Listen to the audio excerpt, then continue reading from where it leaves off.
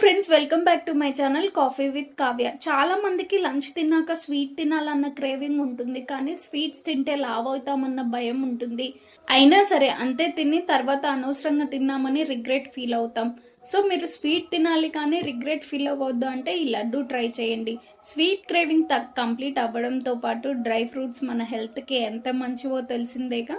First 2 cups dates తీసుకోవాలి. దాంతో పాటు హాఫ్ కప్ పల్లీలు, 1 కప్ కాజు, అలానే హాఫ్ కప్ మకానా, పావు కప్ బాదం. కొన్ని ప్యాన్ స్టవ్ మీద పెట్టుకొని కాజు, పల్లీలు, మకానా, బాదం మొత్తం మంచిగా రోస్ట్ చేసుకోవాలి.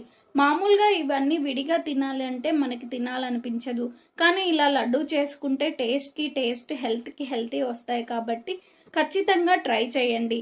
ఈ లడ్డు రోజుకి 1 తిన్నారు అంటే బాడీ ఎనర్జెటిక్గా అనిపిస్తుంది. నెక్స్ట్ డేట్స్ ని మిక్సీలో వేసుకొని మెత్తని పేస్ట్ లాగా పట్టుకొని ఒక ప్లేట్లోకి వేసుకున్నా.